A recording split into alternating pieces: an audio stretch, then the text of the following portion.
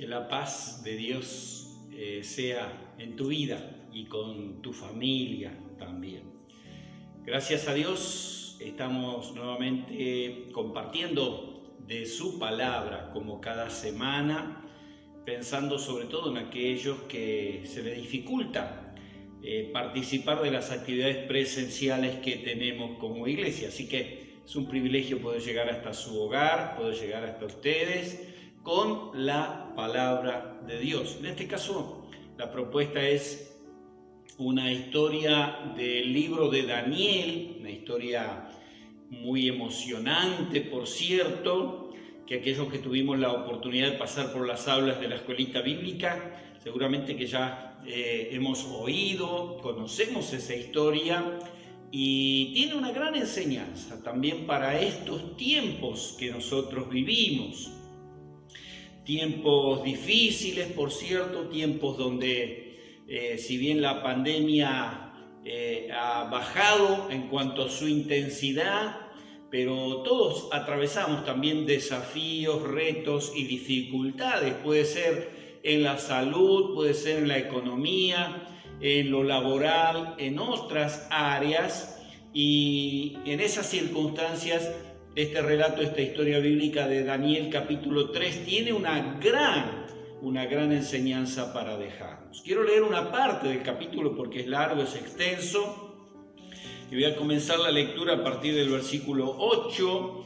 Se nos informa hasta ahí que el rey de Babilonia, Nabucodonosor, había levantado una estatua y pretendía que todo el mundo adorase esa imagen.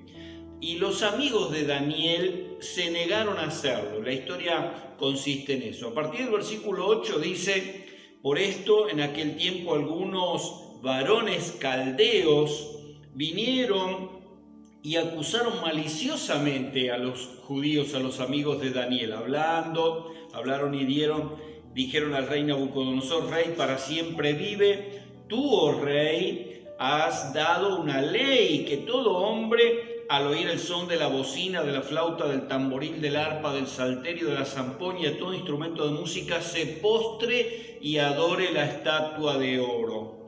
Y el que no se postre y adore sea echado dentro de un horno de fuego ardiendo. Hay unos varones judíos, vienen a acusar a estos hombres, dice, los cuales pusiste sobre los negocios de la provincia de Babilonia, Sadrach, Mesach y Abednego. Estos varones, oh rey, no te han respetado, no adoran tus dioses, ni adoran la estatua de oro que has levantado. Entonces Nabucodonosor dijo con ira y con enojo que le trajesen a estos tres varones, Sadrach, Mesach y Abednego.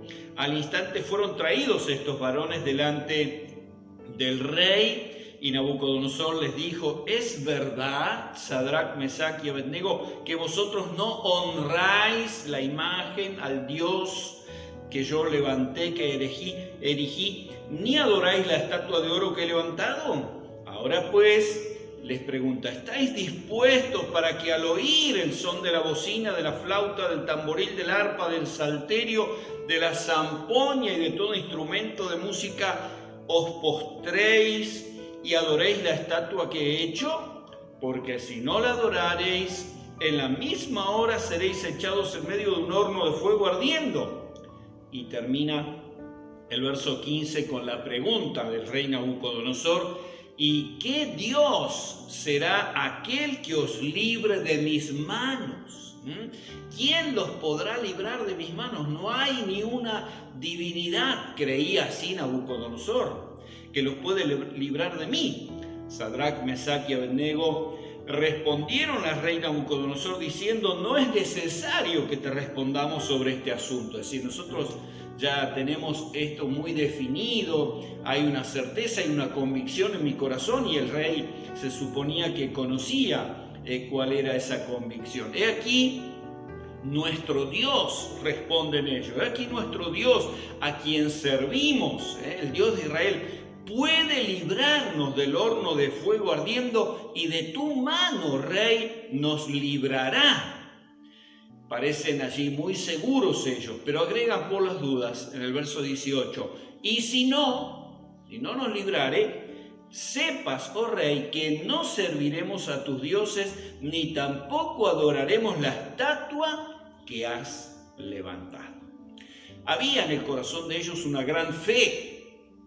Había en el corazón de ellos una gran confianza en que Dios los podía librar. Efectivamente, si se trata de poder, Dios puede, ¿sí?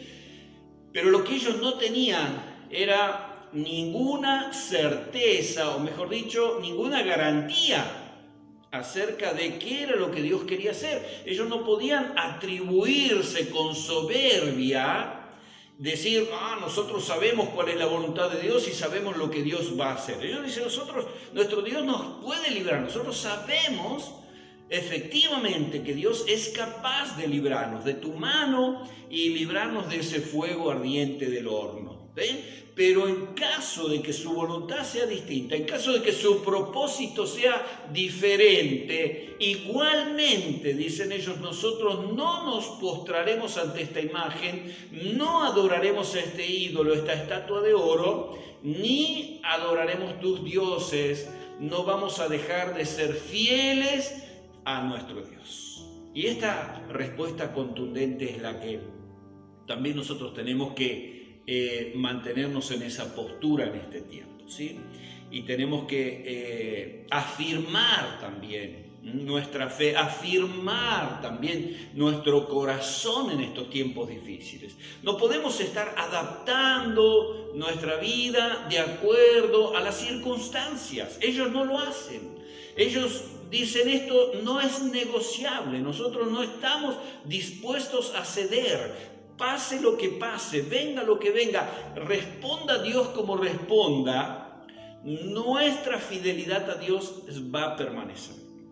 Nosotros no estamos sirviendo a Dios solamente por cuanto Dios nos concede lo que le pedimos. Nosotros no estamos siguiendo al Señor solo porque Él responde positivamente a nuestras súplicas y a nuestras peticiones. Aunque no nos libere, aunque no nos rescate, nosotros no nos vamos a mover de nuestra posición. Él es nuestro Dios y solo le vamos a servir a Él. Y yo creo que hoy en día muchas veces la fe, aún entre los cristianos, no tiene esa firmeza, no está consolidada de esa misma manera. Y entonces vemos claudicaciones, vemos que se cede, vemos que hay una flexibilidad que no debería haber en nuestro corazón. Allí ellos tenían esta gran fe que Dios podía intervenir en los asuntos humanos, que Dios no está allá ausente, ajeno, en otra dimensión, ignorando nuestros sufrimientos. Ellos entendían que Dios está sabiendo de todo y tiene la capacidad de irrumpir soberanamente en el momento que Él lo quiera hacer, y es capaz de librarnos de cualquier situación, de cualquier prueba, de cualquier horno de fuego ardiente. Esa era la convicción de ellos. Pero ellos también sabían que Dios no estaba obligado. Dios no estaba obligado a conceder su petición. Dios no estaba obligado a librarlos. Por eso dejan abierta esta opción. Dios lo puede hacer, pero quizás no lo quiera hacer. Quizás Dios tiene un plan distinto, un propósito, un proyecto diferente. Y estamos dispuestos a aceptar lo que Dios resuelva en su autoridad soberana. Vamos a sujetarnos a lo que Dios decida y no vamos a ceder ni un centímetro de nuestra posición de adoradores de ese Dios verdadero que es el Dios de Israel. En la Biblia encontramos muchas historias de esta manera, que confirman lo que acá vemos en esta historia bíblica, la historia de Abraham. Abraham recibió una promesa de Dios, que él sería padre de multitudes, y él vio que transcurrieron muchos años y no tenía ni siquiera un hijo. Y en un momento dudó y tuvo luchas porque decía, ¿será posible que un esclavo, un siervo de mi casa va a ser mi heredero? Que no voy a tener un solo hijo para que herede mi fortuna y todo lo que Dios me ha dado en prosperidad. Pero esperó y creyó a la promesa, dice la palabra, y le fue contado por justicia. Recibió finalmente ese hijo de la promesa. y literalmente es padre de multitudes porque Él es el padre de la fe. Porque aún en circunstancias muy dramáticas, cuando Dios le pidió que sacrificara a ese hijo de la promesa, Él estuvo dispuesto a hacerlo. No había en su corazón capacidad para negarle nada a Dios. Y vivió y experimentó cosas muy, muy fuertes en su fe y en su relación con Dios.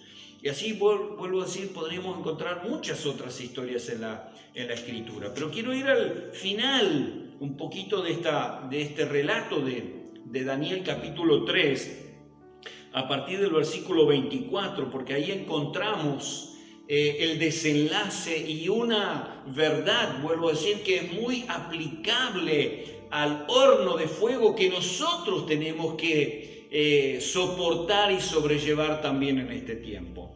A partir del verso 24 de Daniel capítulo 3, dice: entonces el rey Nabucodonosor se espantó porque después que fueron arrojados estos 3 varones hebreos al horno de fuego, varias veces vuelto a calentar para que estuviera realmente de lo más intenso posible, dice, se espantó Nabucodonosor y se levantó apresuradamente y dijo a los de su consejo: ¿no echaron a 3 varones atados dentro del fuego? Primero eran 3, segundo estaban atados. ¿No echaron a 3 varones atados al fuego? Y ellos respondieron: así es verdad, oh rey. Él dijo: yo veo 4 varones y además sueltos, libres, paseándose en el horno. Se pasean en medio del fuego sin sufrir ningún daño.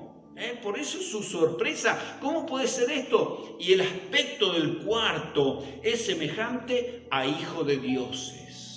El cuarto, echamos 3 varones, pero yo veo 4 y libres ahí, sueltitos, se pasean en el horno de fuego. Entonces Nabucodonosor se acercó a la puerta del horno de fuego ardiendo y los llamó: Sadrach, Mesach y Abednego, siervos del Dios Altísimo, salid y venid. Entonces los 3 salieron del medio del fuego y se juntaron allí todos, los sátrapas, los gobernadores, los capitanes, los consejeros del rey, para mirar a estos varones, cómo el fuego no había tenido poder alguno, cómo el fuego no había tenido poder alguno sobre sus cuerpos, ni aún el cabello de sus cabezas se había quemado, sus ropas estaban intactas y ni siquiera olor de fuego, olor de humo tenían. Gloria a Dios. Qué maravillosa la protección de Dios allí. Entonces Nabucodonosor dijo: bendito sea el Dios de ellos, de Sadrach, Mesach y Abednego, que envió su ángel y libró a sus siervos que confiaron en él. Él antes había dicho: ¿quién los va a librar de mi mano? Ni un Dios los va a librar. Y ahora él dice: gloria a ese Dios, bendito ese Dios, que envió su ángel y que libró a sus siervos que confiaron en él y que no cumplieron el edicto, que no aceptaron inclinarse ante la imagen que levanté y entregaron sus cuerpos antes que servir y adorar a otro Dios que a su Dios. Por lo tanto, decreto en que todo pueblo, nación o lengua que dijere alguna blasfemia contra el Dios de Sadrach, Mesach y Abednego sea descuartizado y su casa convertida en muladar, por cuanto no hay Dios que pueda librar como este Dios. Aleluya. Y allí es, vuelvo a decir, donde hay una gran enseñanza también para nosotros. No estamos solos. Si nosotros tenemos esta gran fe en el Señor, si nosotros ponemos nuestra fe en el Señor, podemos pasar por problemas económicos, podemos pasar por enfermedades, aún por la pérdida de seres queridos, diferentes hornos por los que tenemos que pasar también. Pero no vamos a estar solos allí, el Señor va a estar con nosotros. El Señor estuvo allí, los libró. El fuego, lo único que hizo el fuego fue quemar las sogas, las cosas que tenían para atarle las manos. Fue lo único que quemó el fuego, nada más. No quemó, no chamuscó el pelo, no afectó la ropa, ni siquiera olor tenían de haber estado dentro de un horno varias veces recalentado, ardiente para ellos, ¿no? ¿Por qué? Porque Dios estuvo con ellos allí, fortaleciéndolos, acompañándolos, librándolos, que es lo que rescató este rey de Babilonia. Pensó que nadie los iba a librar y ahora dice, bendito es este Dios, porque Él les libró. No hay Dios como este Dios que puede librar. Y yo te invito a poner fe, a poner tu fe, a poner tu confianza, a poner tu esperanza en este Dios que en su gran amor envió a su Hijo al mundo a morir en la cruz. ¿Para qué? Para librarnos de algo peor todavía, que es la condenación eterna. Merecíamos ir al infierno, a la condenación eterna. Otra que un horno de fuego ardiendo. Y ahí vino el Hijo de Dios, Jesucristo, el Cordero de Dios. Vino para librarnos de ese horno. Así que en Él vale la pena poner nuestra fe y nuestra confianza, aceptarlo, recibirlo en nuestro corazón como Salvador y Señor, para ser librado definitivamente, eternamente, de ese fuego y de esa condenación. Si todavía no lo hiciste, te animo y te aliento a hacerlo pronto, ahora mismo, invitando a Jesús, diciendo: Señor, soy pecador, lo reconozco, lo confieso, te entrego mi vida, te acepto como mi Salvador y mi Señor. Te pido que me libres de ese horno que está esperándome al final de mi camino, que es el horno del infierno. Solo tú, Señor, con el poder de tu sangre y con tu gran victoria, con tu gran resurrección, me puedes librar. Te invito a que hagas esa oración y que de todo corazón, sinceramente, recibas a Cristo, si nunca lo hiciste, para que Él te libre del peor de los fuegos, de la peor prueba que un ser humano puede llegar a atravesar alguna vez. Que el Señor te bendiga y traiga paz a tu vida. Amén.